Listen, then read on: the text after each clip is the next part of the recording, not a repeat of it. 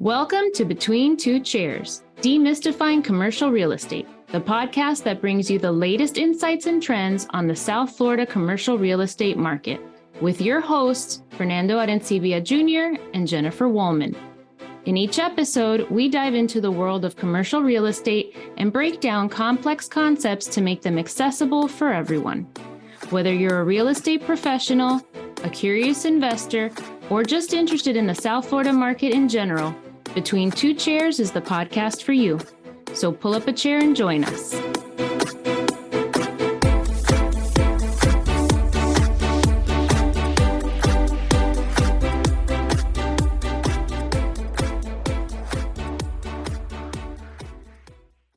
Welcome, everybody, to another episode of Between Two Chairs. This is a very, very special episode for both of us, and we are so happy that you have decided to pull up a chair and join us. This is one of those special episodes where Between Two Chairs becomes Between Three Chairs. My name is Fernando Arencibia, and with me, as always, is the amazing Jennifer Woolman. I'm running out of amazing adjectives for you, by the way.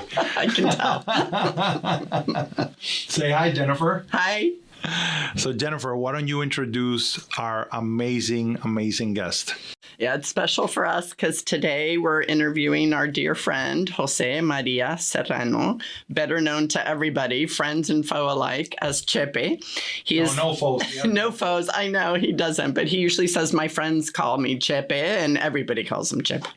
He is the founder and owner of New Miami Realty, former chairman of the board of Miami Realtors, as well as former president of the Miami Commercial. He is a CCIM, which is, again, for our listeners, Certified Commercial Investment Member, and he was the president of the Florida chapter in 2021, right? Chepe, in 2021, yeah. Yes. And he served as a variety of roles in the local CCIM chapter as well. However, his most important role is as husband to the beautiful, talented, and wickedly funny Simona, and father to their two children, and grandfather to, what are you at now, 5? Still 5. 5 grandkids. Maybe working on the 6, maybe. Maybe. Oh my goodness. Yeah, they need an even number. Yeah, they need an even. They're already so totally outnumbered. They're almost there. They're almost on their way to a football team. Absolutely, that's the goal. You already got a basketball team. Absolutely. It's so funny though. I see them. You have one little clip that just, whenever I think of you guys as a family, I think of you and Simona walking with 2 little ones, and they look like a family of ducks just going back and forth as these 2 little ones. I remember that one. Yeah, super, super cute. So today we're going to talk a little bit about your leadership role and lessons that you've learned. And then we'd like to get into a little bit of a dive on some of the craziest deals you've done or most interesting deals that you've done, and then some of your own investment experience. Great. So now is my time to talk. I told you guys, he's very dynamic. I promise you. Well, a man of little words. Yes. Yeah. Let's start by in the beginning. And in the beginning, it was so funny because I was part of nothing. I just had my license. My brother, who's been my partner since day one, he had his license already, and he was working with a company. I don't even remember the company, but I think it was Jordak or somewhere around there. I don't know if they are still around. I know he builds. Anyways, he was working, and he had a big business in the tire business. And so he was a import-export in the tire business, but he was doubling in real estate. And one day he had a plan to go to Russia with one of the distributors. I think it was a General Tire that had a group to go there. So, but he had a big deal. The deal was, by the way, was Cedeno, the last name I just remember. It was in Calle 8 and 13, 12 or 13. I think it's 1299. And it was just a parcel. It was before it was a gas station. He had a flower business there. Small thing. So he was in the middle of it, and I just had my license. And he said, "Well, I'm going to Europe. Will you take on this?" I said, "I don't know anything about this, but hey, here I am. So I took the deal and we closed it, and he was very nice with me. At that time, I said, we're going to split the commission, and he gave me half of his commission. And that was the start of really New Miami Realty. And from there, he said, let's do everything together. And we do 50-50. And we went to South Miami, and one of the restaurants, in a napkin, we put down all the details of the contract, let's say. So all the details, and we opened a company. I was already studying for my broker's license. I had 2 years in the business. So, I mean, 2 years with the license, not in the business. So we started New Miami Realty, and from there we started. And then the leadership, I remember that we're going towards the leadership. So we started assembling for a customer of us a lot of land around Calle Ocho and Little Havana. And we assembled 110,000 square feet, which today is in town. We sold it to our clients. The client lost it to another thing. And they were, anyways, finally it was built. And right in front, we bought a building that has a beautiful story. And later on, I'll talk to you about this story. So what I was doing all this, I was trying to call the big guys, CBREs, the Marcos and Billy Chavez, and really it was like talking to nobody. It was like my phone was not working. I said, please, I'm assembling this. I want this piece of land. I want nothing, not even a word. And somebody talked to me about CCIM. I said, well, this is the way to go. CCIM, stock money, CCIM. So I said, I need to do this. Didn't know how tough it was because you have to study a lot. You have to have your portfolio. So I started thinking, okay, this is the way I'm going to go. And then somebody talked to me about the Miami Association of Realtors. Actually, at the beginning, I was with the Coral Gables one when we had the two of them. And somebody, one of the people that wanted to work with me, not even one of my agents, he said, why don't you move to the Miami one that was called RAM? And they have a very good, better program in commercial, and that's what we want to do, and we want to move to commercial. I didn't even know what to do. I didn't know we had a difference, really. I just wanted to make some money. To make this story very short, because we don't have like 5 hours allowed to this. Then I went to the association and I saw, oh, nice group. Again, nobody wanted to talk to me. And that's funny because I said, I'm outgoing, I'm not shy, but couldn't talk to anybody. And then somebody called and said, there is something in Florida, it's called Florida Realtors. So if you want to apply to be a director. And I applied to be a director without even knowing what it was about. And that was my first travel to Orlando. I went for the board of directors meeting. I went on Sunday, 4:00 in the morning, got there, went through the meeting, came back. I said, this is not for me. It's just boring. I don't need to go to Orlando to sit in a meeting. So talking again and talking, I don't remember who said it to me, but I'll remember in a second. A person that was there, I think it was J.R. Stanbury, he was president. He said, what? You come in the morning and you leave in the afternoon? No, this is like a 4 or 5 day event. You come classes and then, oh. So next time I say, okay, I'm going to give this another opportunity. I went there. I was walking through the hallways and see a lot of people friendly and drinking and having fun. And I was like, oh man, I wish I was there. It took me forever to understand that how to get involved really. So I got involved, and that's the end of the story. I got involved. I never stopped. Then I got very You've involved been to with Orlando a lot. Yeah. We had the wonderful thing of having Paul Cauchi as our president of commercial at that time, and so I make like a good contact with him. And at that time, we had the Halves and Ones at the first Thursday of the month that we got together. So I volunteered to be part of it and be there like the director. And from there, I met a lot of people. Now I was like, oh, this is Jose. Jose, everybody call me Jose. This is Jose. Jose. One day, Paul said, why don't you run for the commercial board? And I said, I'm running. What am I running for? What do I have to do? Do I have to vote, selections? No, this is a committee, and then the committee will select. But you're very well known in the industry because what you do, because what you've done with the whole system. So I said, okay, this is great. So I applied. My application really was bad because I said, I want to apply for the board of directors, and I want to apply because I think it's a good idea. That was my application. so so Paul called me and said, well, we need like your resume or something that's right, like a bio. Right? I said, okay, let me think about a bio.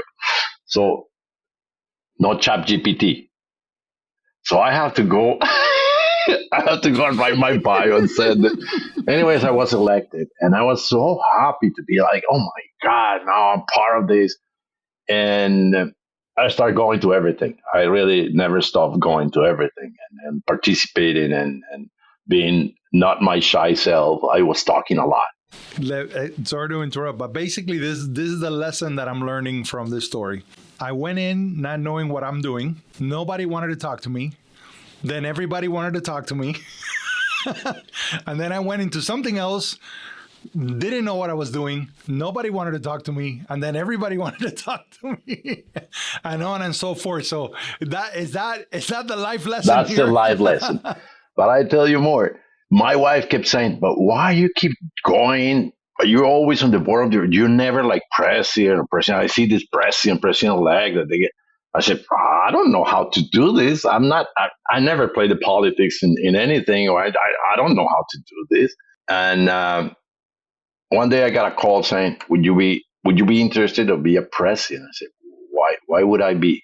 I mean, what are my qualifications to be a president? Or no, because you talk, and I said, oh, talking is something that I've done, and you participate. Anyways, so I was president of the commercial side, and then very long story. Then I moved. They moved me to chairman, and then I was president of the CCI in Florida chapter, and because I learned how to do this, and what I was learning how to be in leadership and how to put my 2 cents on it, I realized that the best thing that you can do as a leader is to bring people behind you.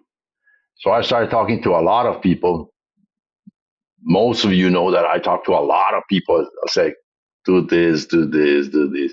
No, I don't want to do it.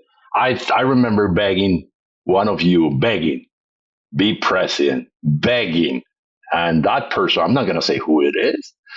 And that person say, not in a million years. What is in it for me?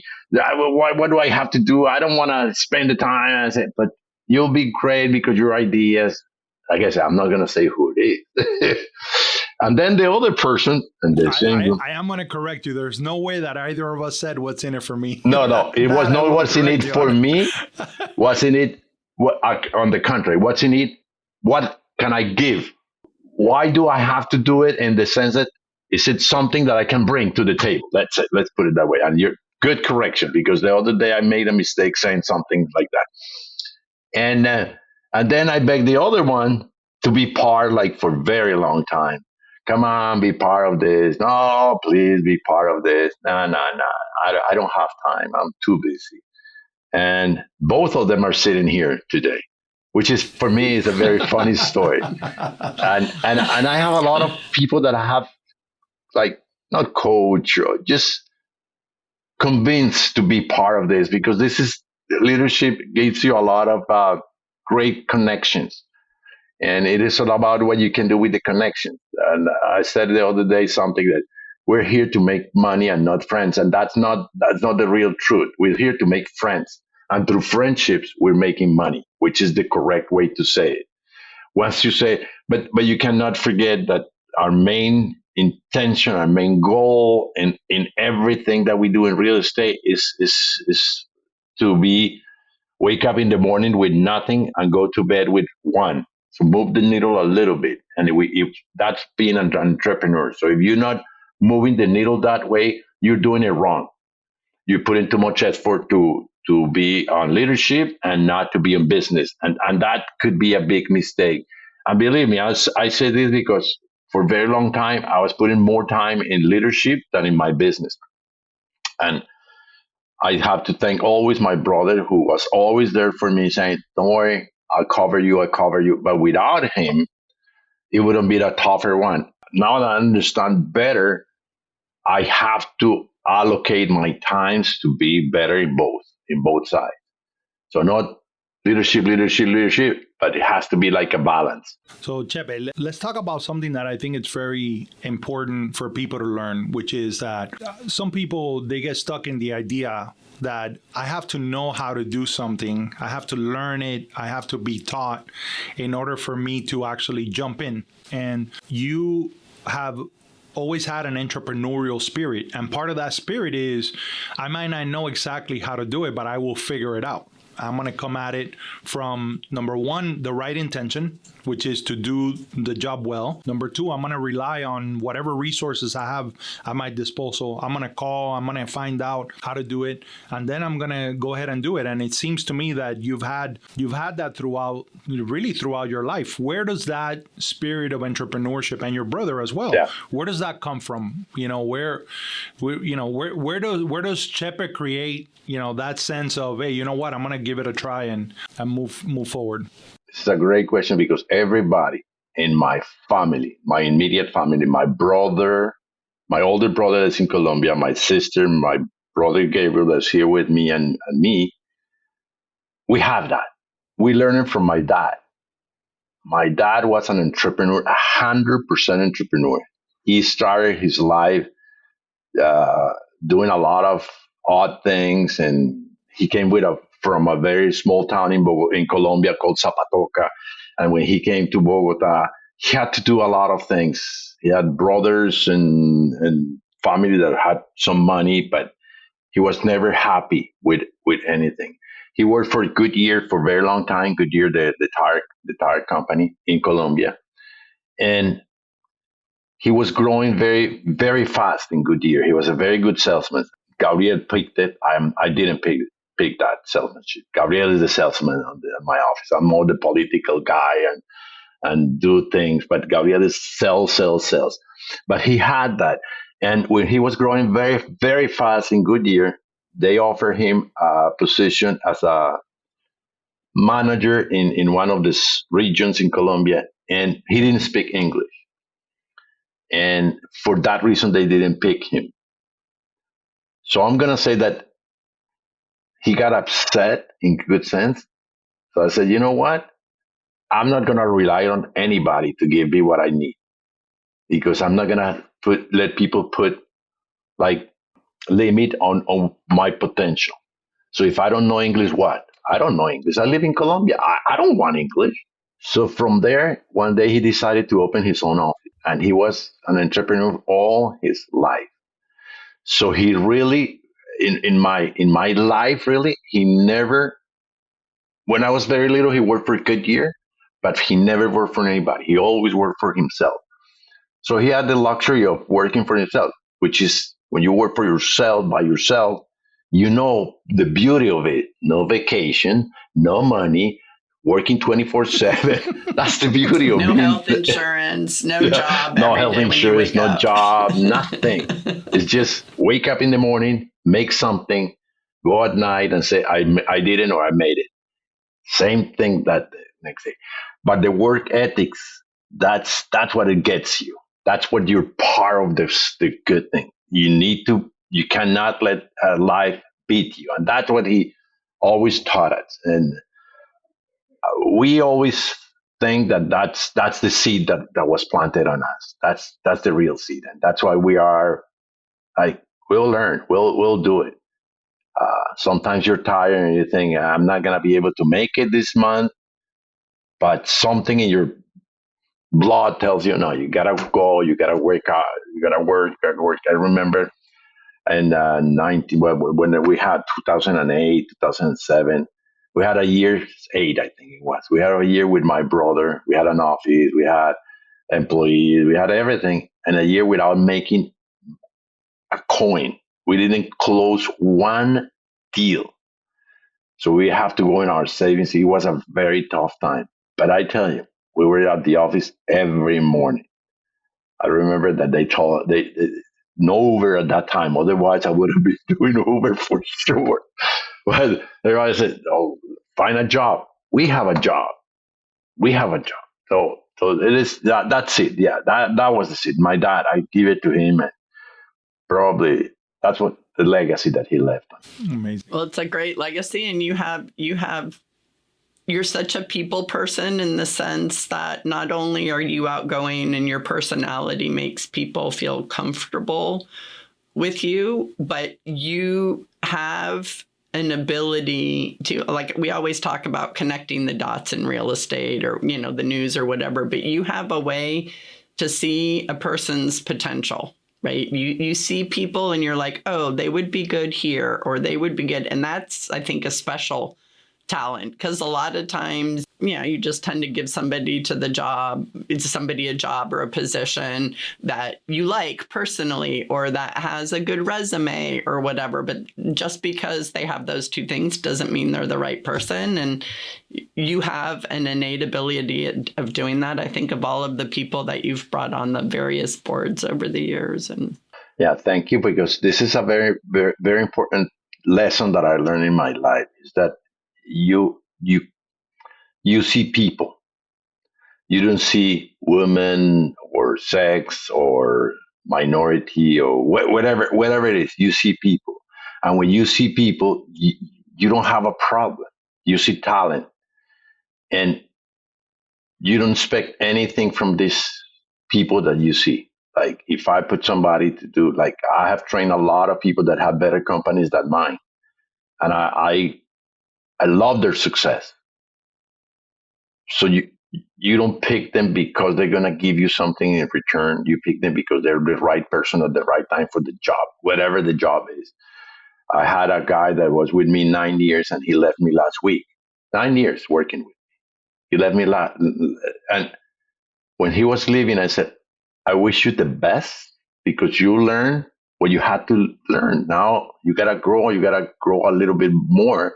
Gonna say that I was happy because it hurts. But at the end of the day, he completed the cycle with. Not that he's looking at smoking mirrors that are offering somewhere else, but the doors will be open forever, because that's how you see people. You don't see people what they're gonna give you back, or what position should they have because they are this, that, or the other. You see people because this is the best position for the best person. That's why I have some issues with some things that the people try to push you into. You have to have that type of personality or person here. It's talent. It's always talent. Chepe, you've been involved really at every level, and I think specifically your work with CCIM. And I know that a few years back we were having, I think that one of those dinners before the CCIM Outlook conference, and there was a conversation about bringing younger people to the industry, to the commercial side of the coin. Can you speak a little bit about that? Because we know that the average age of a realtor is old. The average age of a commercial realtor is older. Yeah, it's like 65 right now. Right. And so the question becomes, what are you seeing as the barriers for young people to enter the commercial side of the industry? And, what can be done to increase that? Great, difficult questions to answer, really. Because the worst problem that commercial real estate has, basically commercial real estate has, is that people don't want to talk to people that with no complete knowledge and background. But the young people right now, they're a lot more qualified, but they have immediate satisfaction in their mind. So it is not simple to get in business in commercial real estate without the time that you need to build your business. And I think that's the worst problem that we have. The other problem that we have is that we in leadership, and I'm talking strictly leadership, we're not good at letting go and giving people opportunity. If you see the composition of most of the boards, I'm not talking to Miami. Miami is pretty good about it, by the way. Our association is excellent about it. But most of the boards, you see these people trying to hang to the positions forever and ever and ever. So these kids coming to the business, they see a long-term career if it is leadership, 10 years. If you tell a younger person like a 20 to 30-year-old young adults, if you tell them that in 10 years you can become a president, they're not going to go for it. Why? Because their model of seeing things is accomplishment through accomplishment. And that I see that's the worst hurdle that we put in people. It is the long term that you need to wait. But I understand that you need to understand before you do. I get it. But I think that's one of the things. I see a lot of commercial or CCIM people, young people coming in the market because they see the value. And when we did it, our value was a little bit different. Our value was the connections and the knowledge and the university type of study that it is almost like a PhD in commercial real estate. And so you know more than anybody. For them, it's more practical today. But they are understanding that if they understand the numbers, which they understand the numbers better than we do, and they do things faster than we do, a lot of these kids are entering the market right now. I think out of the 5 or 6 interviews that I have done for completing the portfolio, and we talk a little bit later on if you want about CCIM, to complete the portfolio, we're 5 people in the chapter that can sign for those recommendations. I think all of them are younger than 30 years old right now. So I see this is coming. And the reason is that they see the value. They understood the value of the education, the ethics, which is something that it is very difficult to see the value in the ethics, and they see the value in technology, which is there. So it's value. It's all about value. The value proposition that we have been selling to younger people is not clear for them. That's what I believe. So tell us a little bit, shifting gears, with your building that you said was a beautiful building in Little Havana, and we'd get to later. So all people tell stories, right? That's our thing. We love stories. Yeah, we love stories because that's the only way we relate. So I was assembling with my brother in town. So between 19 and 20 and 8th and 9th Street. And it was a blue building that had a supermarket that was empty for a very long time. And then there was a little cafeteria that Maria, the owner of El Rinconcito Mexicano, the best Mexican restaurant in town, and I'm not saying it because she's my friend, because it is the best. For sure. Maria, she was working with in another place. And she came and said, remember, the little restaurant on the old side. She said, could you rent that for me? I said, yeah, I'll rent it. This is the conditions. We are assembling this. We're going to build something on it. So your term here is going to be month to month. I said, but I cannot build a restaurant month to month. I said, well, at least 12 months to get approvals, but this is a must permit. So it is going to take longer. So at least you're going to be here 3 years, but I cannot give you a contract for 3 years. I said, great. So I'm going to be here 3 years, month to month. So I gave everything. The cafeteria was not in good shape.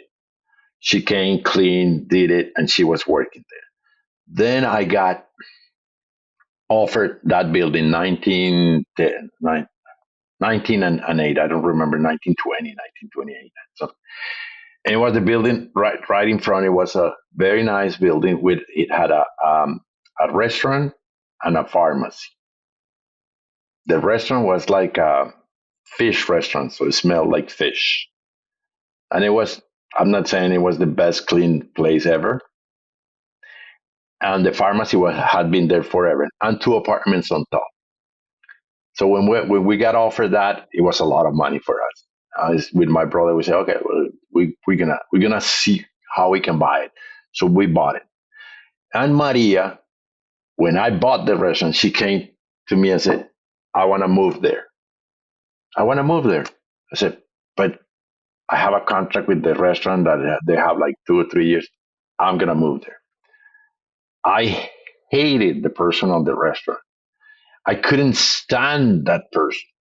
He was like one of these people that you cannot deal with personally. So Gabriel had to deal with it. I couldn't talk to the guy. And the guy couldn't talk to me. It was most probably he didn't like me and I didn't like him, but he was worse anyway. So I went to him one day after negotiation. The place smells like fish. I said, I want you out of here. I said, but I have a contract. I want you out of here. How much do I have to pay? I want you out of here. I don't want to deal with you. That's it. I'm done. I knew the restaurant was not going pretty well.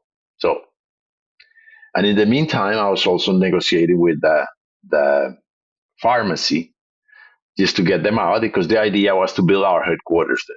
That was the whole idea, to put a new office building with a nice retail on the bottom. That was the goal. Finally, the lady of the pharmacy came to me crying and said that I'm worse than Fidel Castro, that Fidel Castro took everything from them when they were in Cuba, and I was worse than him. I said, I'm worse, but this is my building, so you need to get out. So she got out of it. She was very upset at me. So this is not happy time for me because, I don't like to fight with anybody, but she was very upset. She left. So I moved my office and I put my office next to the fish restaurant, which is not a happy moment. We were doing good things. And then the restaurant guy came to me and said, I need to renegotiate with you because the contract and everything. Yeah, renegotiation is great. Give me the restaurant. And Maria knew about it because they gossip. So Maria came to the guy and said, I buy your restaurant. I buy you the restaurant. And the guy said, but this guy's not going to give you a contract or anything. I buy you the restaurant. I said, okay. So Maria called me and said, Chepe, if I buy the restaurant, would you give me a long-term lease? I said, let me think about it. So every day she called me. Did you think about it? Did you think about it? And one day I said, you know what? If you do it, I'm going to do it. So she came, she had everything done already. So she came with a contract and now she threw everything out. Kitchen, refrigerators, floors, and she put everything new. So then I said, this is not my idea. I wanted this to be my headquarters. This is a great place for me to be. While she was doing all this, of course, we were eating a lot of Mexican food. We passed. And she came to me and said, Chepe, this is my building. I'm going to buy this building. I said, okay, Maria, thank you. I'm not selling the building. I'm going to buy it. And every time. But this is Maria. You need to, her personality and her persona is so good. She gave us blank checks for the rent. She said, you fill it out. We have a contract. Don't worry about it. I trust you. So she was a great tenant. She was a great tenant. And then we have two people living on top. And anyways, make it very quick. Maria one day said, Chepe, I have a problem. And I said, oh my God, what is the problem? We were making good money. I need more space. You need to move out. I need to move out from my office? Yes, you need to move out. I need more space. I said, Maria, you cannot. Yeah, this is too much. Remember, this is my building. I'm going to buy this building. It's my headquarters. Yeah. Well, so I said, okay. So I talked to Gabriel and we made the worst investment ever and we bought something somewhere else and we moved the offices. She opened the whole first floor of the restaurant and to go forward, she was doing great, great, great. And one day, said, do you remember that I told you that I was going to buy this building? I'm ready. How much do you want? I said, I don't know. I never thought that you were going to get to this point. They were, I'm going to say September, October. And then I said, okay, I'm going to put a number. So we did our best appraisal that we could without spending the money because I'm not going to spend money in something that I'm not going to do. And then I put a price, a fair price. I'm not. So I came in and said, okay, Maria, this is the price. I say, okay, November 15th, we're ready to close. The loan is already in Ocean Bank. And thank you. I went to my brother and said, I think we just sold the building. what are we going to do? I said, a promise is a promise. I told you I was going to sell it at the price and I sold it. So now it's her building. But every time that I go there, I tell him what to do with the building and say, Maria, why is this not clean? Oh, Chepe, I'm so sorry. My brother, and we have a very good relationship. I haven't gone by actually for like 5 months. But that was the story of my building. That was the story of one of my best investments. We make good money, not the money that building today is worth a lot more than what you pay, but it was the right thing to do. So that was my awesome. one of my good investments. What a great story. I remember when you came to me and you told me you were selling it and you told me the background. I love that story. It's a great story. It also sounds like a field trip for the three of us to go get some Mexican. Oh yeah! Oh come on! We could include Gabriel. Yeah, if there's wine involved, he will be there. Okay, there you go.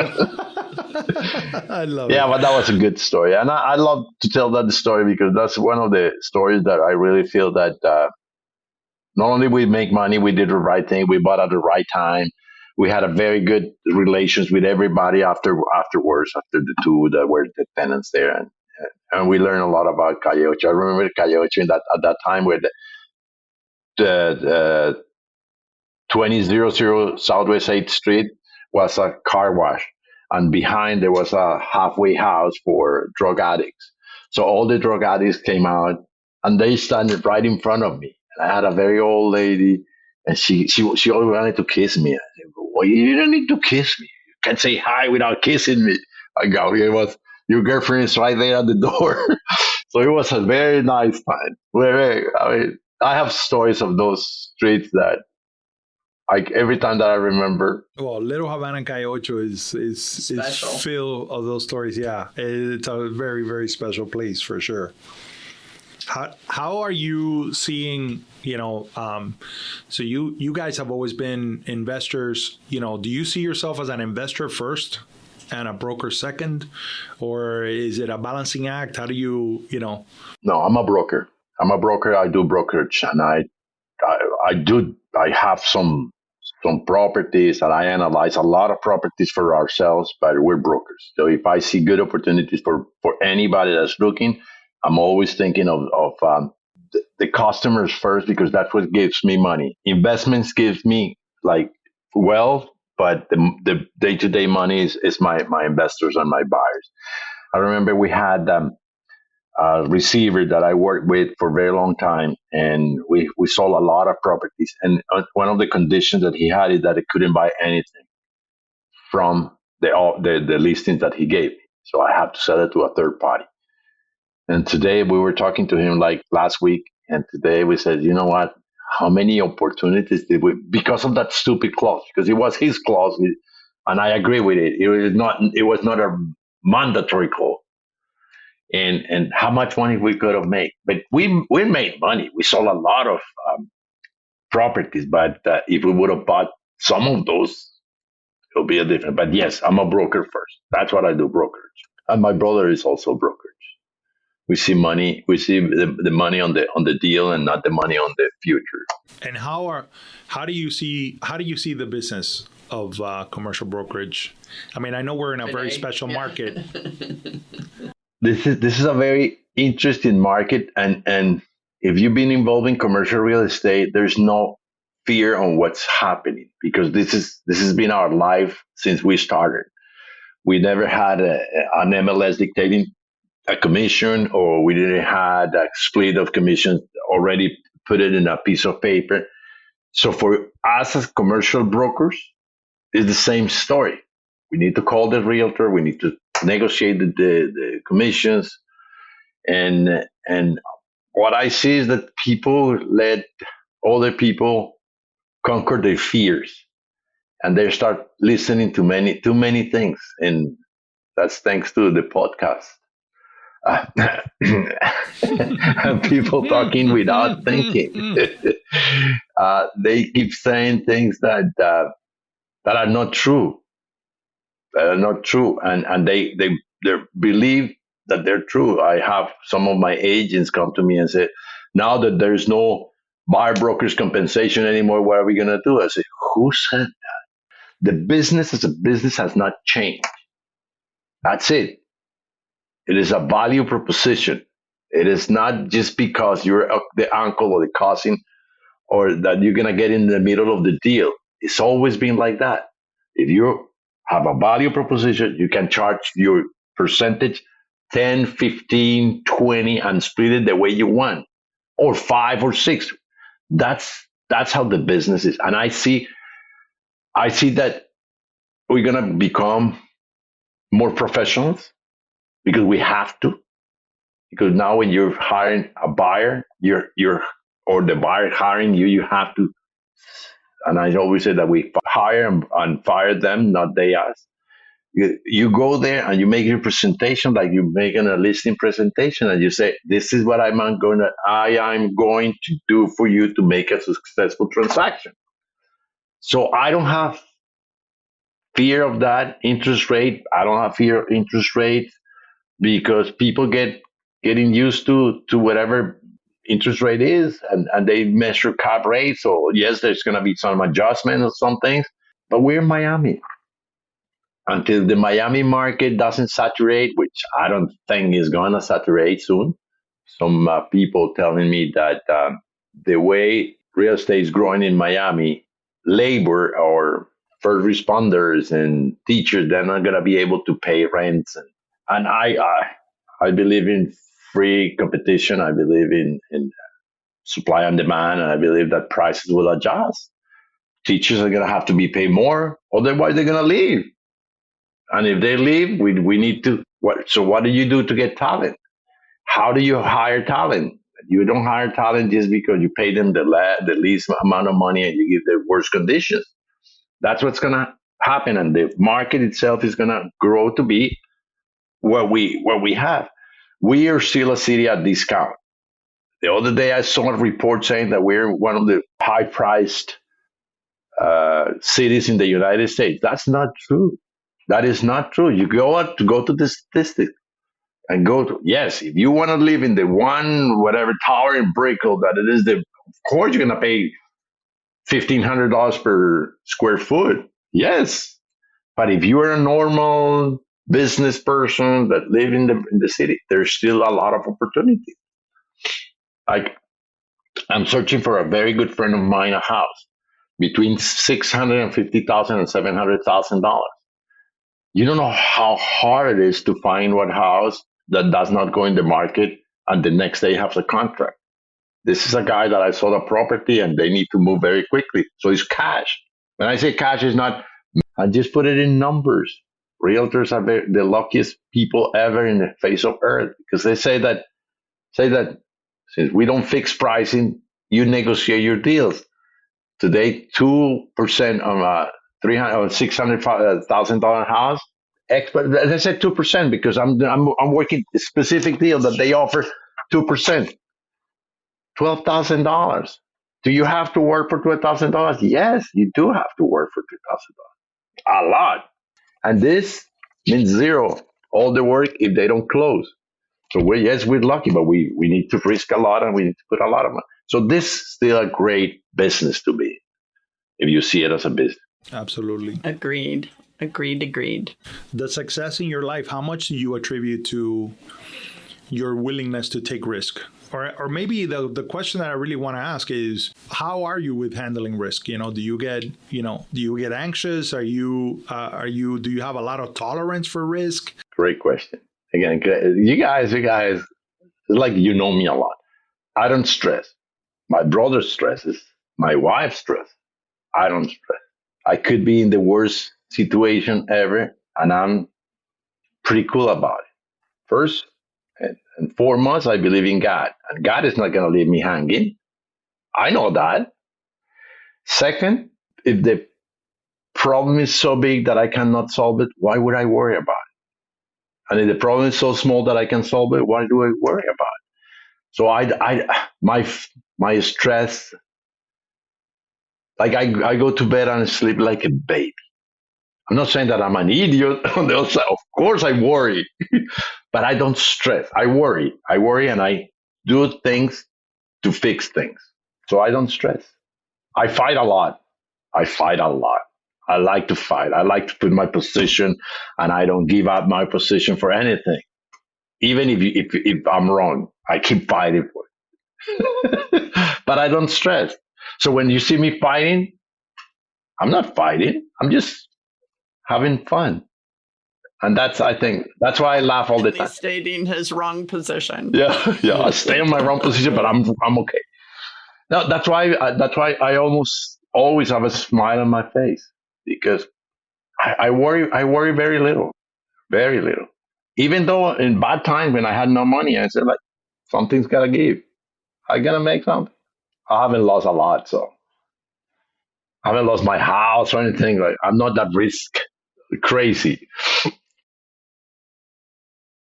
Well, thank you so much Oh my for God, sharing it's already with an us. hour. You guys talk Can too you much. believe it? Listen, thank you very much. Congratulations on your program. I love the program. I love what you guys are doing, because you're creating a good information channel with your podcast. I listen to a lot of podcasts that I think they should be banned, not yours, because you cannot be sitting in front of people lying and saying things that are not true, or that you don't believe in them. And you guys are doing a good job and putting real estate on a very clear position of who we are and what we do. So that's why I like your program, brother. Well, thank you for Chepe. that.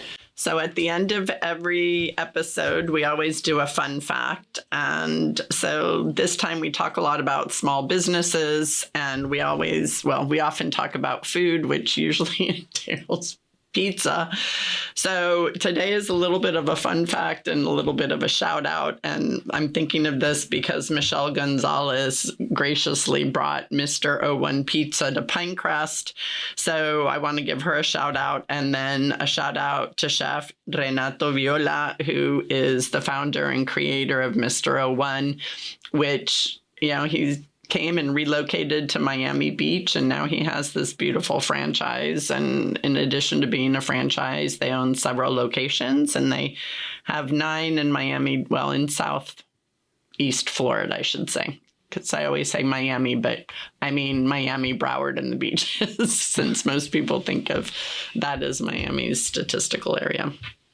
Well, my statistics, in honor of our esteemed guest Chepe being from Bogota, Colombia, is that since 2021, Colombians buying real estate in South Florida have accounted for over 12.3% of all international purchases, and that continues to be the case. I don't think that there is the association always monitors who's searching for real estate in South Florida, and there are some variations month to month, but inevitably the Colombian searching for real estate in South Florida is always right at the top of the list, and I'm sure they're all looking for Chepe, or if not, they should, because he's gonna take good care of them. I do want to say I would be remiss if I don't say this. In all of the bio introduction that Jennifer mentioned, there's a couple of other titles that I think mean the world to us, which is Chepe, you are a mentor and, more importantly, a friend,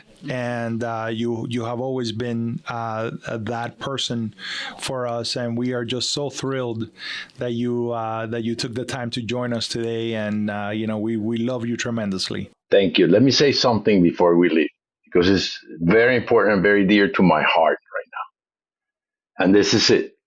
I just opened a new company, And if I don't say that, my daughter is going to kill me. She's managed the company. And, I love it. and the reason I open it, we don't have a lot of time. He was showing us a picture of Motto Mortgage, people. He opened Motto Mortgage. Yeah, because one of the things that I think is going to drive real estate now is the mortgage.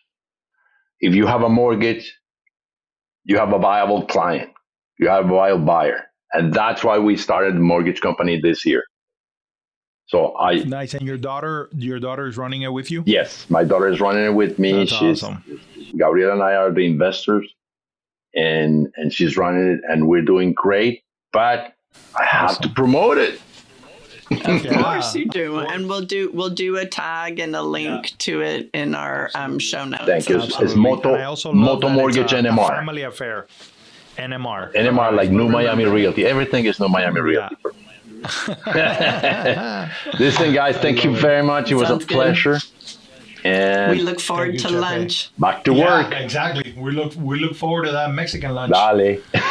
Let's go see Maria. Bye. Bye. Thank you very much. Thank you, guys. Thank you so much Thanks for joining us. Bye.